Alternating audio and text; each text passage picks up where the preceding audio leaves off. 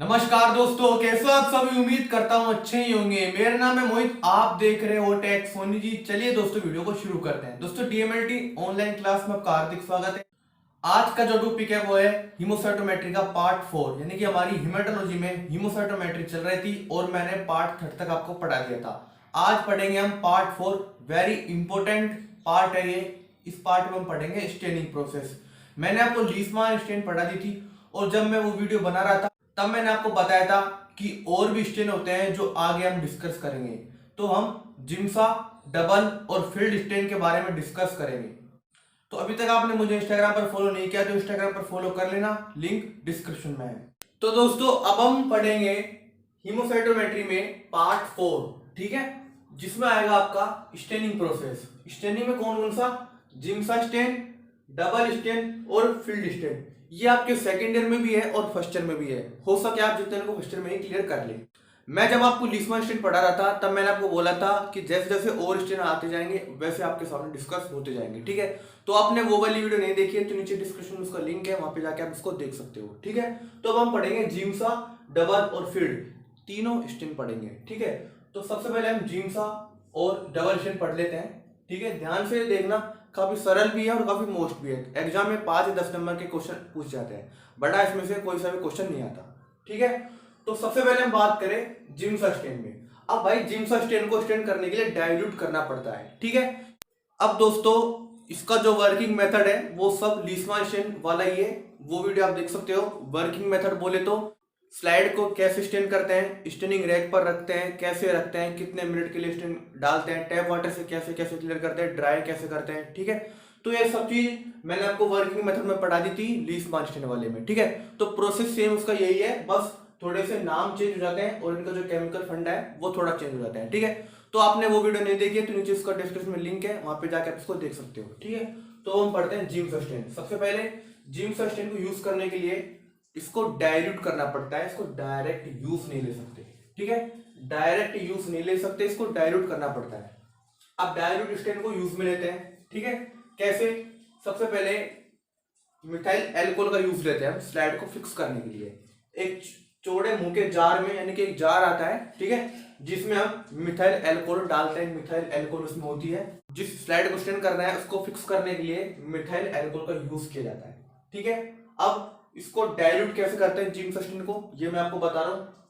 सबसे पहले एक टेस्ट ट्यूब में लेंगे हम 10 ml डिस्टिल वाटर, ठीक है।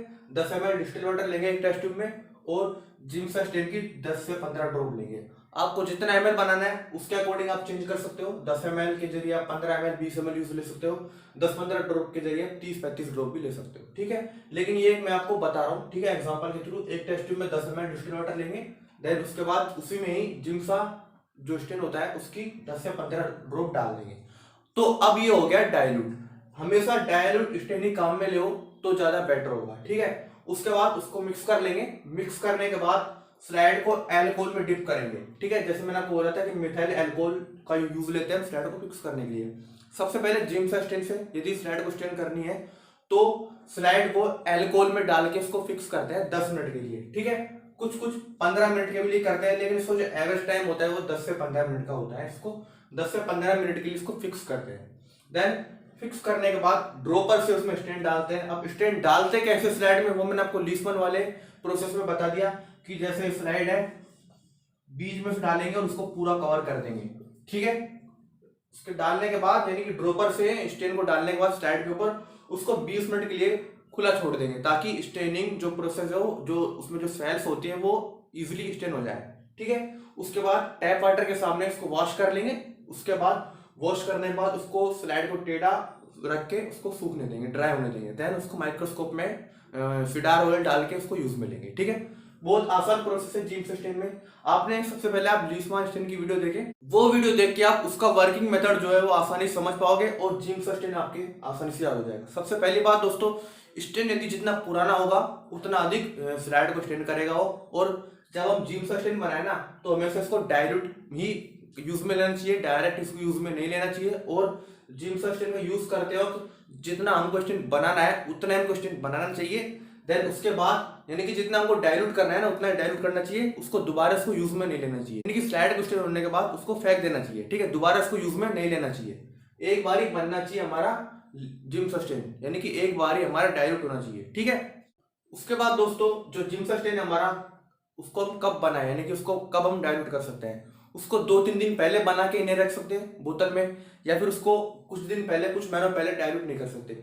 जब आपको जिम सस्टेन से स्लाइड स्टेन करनी है, उससे 5 मिनट पहले बनाना चाहिए हमको स्टेन, यानी कि उससे 5 मिनट पहले हमको डाइल्यूट करना चाहिए।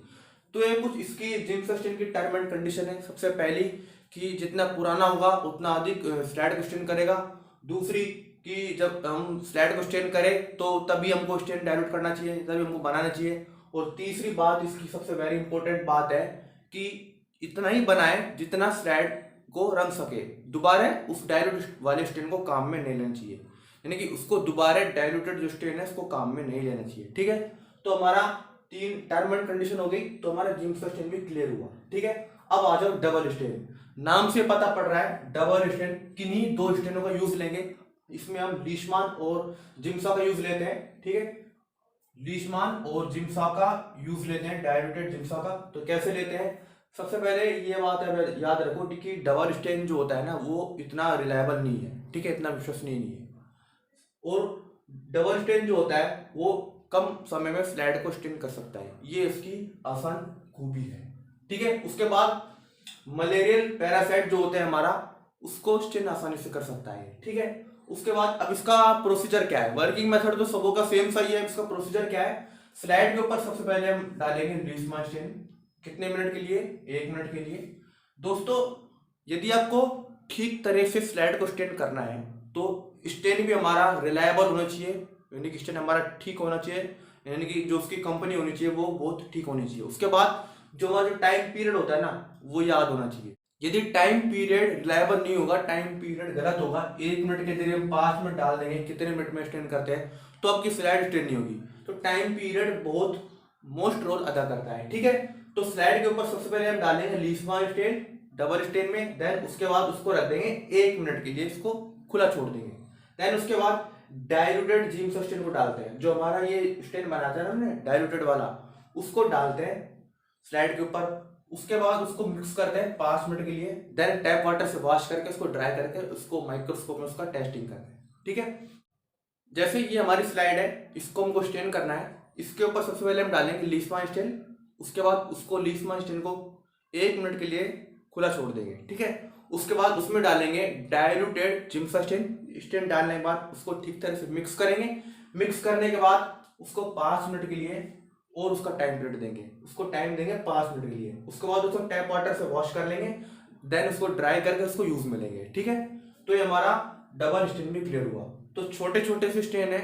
वर्किंग मेथड यदि आप सीख गए कि कैसे स्टेन करते हैं स्लाइड को, how to stain a slide, तो आपने सब कुछ सीख लिया, ठीक है। तो आप जितने भी स्टेन होते हैं सब आसानी से काम में ले सकते हो। तो दोस्तों अब हम पढ़ते हैं फील्ड स्टेन, ठीक है। ये भी काफी इजी है फील्ड स्टेन, और इसका जो टाइम पीरियड है वो भी कम है, यानी कि कम समय में स्लाइड को स्टेन कर देती है, ठीक है। तो मैंने डायग्राम भी बनाया है, डायग्राम की सहायता से समझाऊंगा और इसका जो मेथड है उसकी सहायता से भी समझाऊंगा। सबसे पहले आप देखो, स्लाइड को स्टेन करने के लिए सबसे पहले स्लाइड को फिक्स करेंगे। अब स्लाइड को फिक्स क्यों करेंगे, स्लाइड को फिक्स इसलिए करते हैं कि जो उसमें सेल्स होती हैं, जब हम उसको टैप वाटर से वॉश करते हैं स्लाइड को, तो वो सेल्स है वो बह ना जाए, या फिर सेल्स जो वॉश ना हो जाए, या फिर जो सेल्स है वो नष्ट न हो जाए। इसलिए हम सेल्स को बचाने के लिए उसको मेथनॉल में या एल्कोहल में उसको फिक्स करते हैं, ठीक है। तो सबसे पहले स्लाइड को फिक्स करेंगे मेथनॉल में, कितने मिनट के लिए, 1 से 2 मिनट के लिए, ठीक है। देन उसके बाद उसको ड्राई इन द एयर, यानी उसको हवा में सुखाएंगे।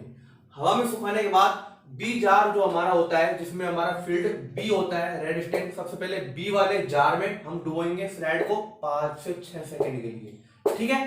5 से 6 सेकंड के बाद उसको टैप वाटर से वॉश कर लेंगे।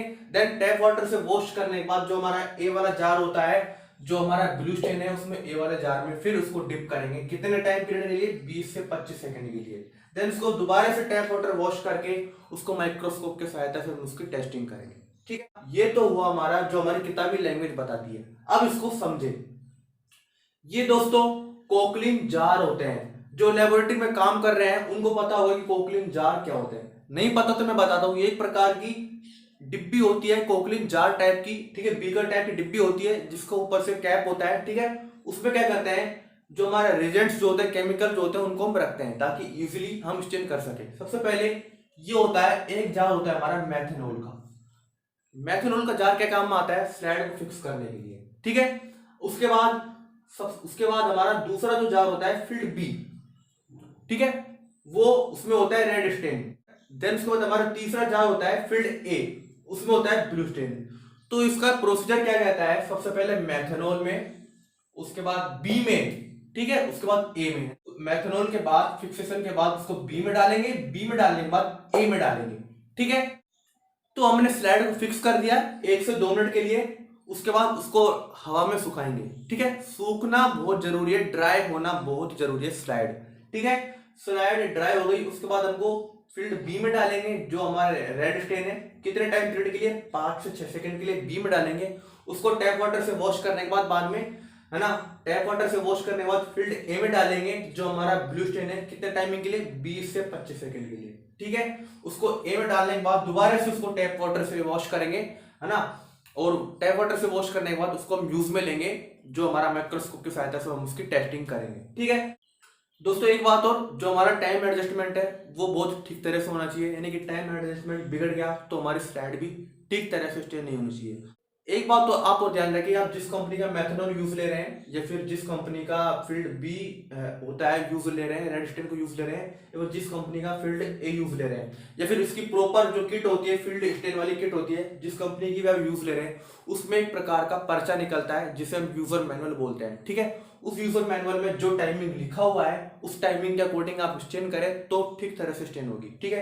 यदि आपने स्टेनिंग टाइमिंग बिगाड़ दी तो आपकी स्टेनिंग भी ठीक तरह से नहीं हो सकती, ठीक है। लेकिन एक बात और ध्यान रखें, फील्ड स्टेन में जो हमारी स्लाइड है ना, वो ज्यादा रेड नहीं होनी चाहिए।